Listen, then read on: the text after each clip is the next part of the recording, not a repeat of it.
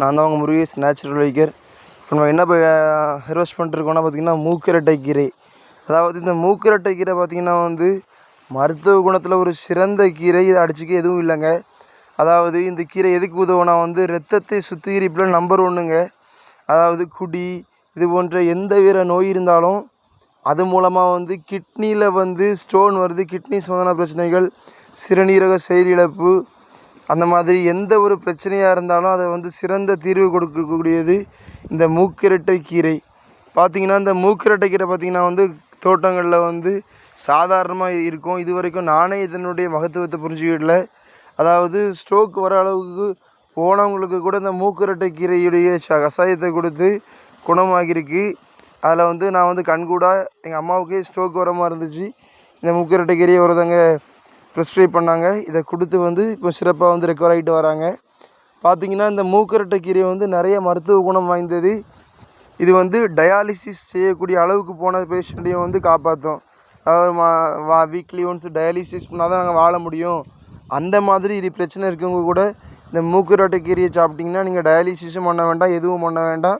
படிப்படியாக நீங்கள் weekly once பண்ணது 2 வீக்ஸ் ஒன்ஸ், மந்த்லி ஒன்ஸ் அப்படி டயாலிசிஸே பண்ணாமல் உங்கள் உடம்புல எந்த ஒரு பிரச்சனையும் இல்லாமல் உங்களை காப்பாற்றக்கூடியது தான் இந்த மூக்கிரட்டை கீரை.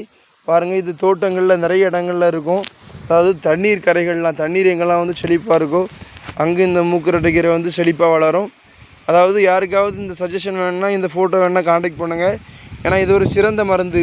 அதாவது டயாலிசிஸ் பேஷண்ட் இருந்தாங்கன்னா கண்டிப்பாக அவங்களுக்கு ஷேர் பண்ணுங்கள். இந்த மூக்கிரட்டை கீரையை சாப்பிட்டாங்கன்னு சொன்னால் டயாலிசிஸ் நீங்கள் பண்ண வேண்டாம், ஹாஸ்பிட்டல் போக வேண்டாம், ஆட்டோமேட்டிக்காக ரெக்கவர் ஆகி உங்கள் ரத்தம் ஆட்டோமேட்டிக்காக சுத்திகரிக்கப்பட்டுரும். அதனால உங்கள் ஃப்ரெண்ட்ஸ், உங்களுடைய ரிலேட்டிவ் யாராவது டயாலிசிஸ் பண்ணுற ஸ்டேஜில் இருந்தாங்கன்னு சொன்னாலும் கூட இந்த மூக்கிரட்டை கீரையை சஜஸ்ட் பண்ணுங்கள். இந்த வீடியோவை ஷேர் பண்ணுங்கள். அவங்களுக்கு கண்டிப்பாக நல்ல ஒரு இம்ப்ரூவ்மெண்ட் கிடைக்கும். சிறந்த ஒரு மருத்துவம் இந்த மூக்கிரட்டை கீரை.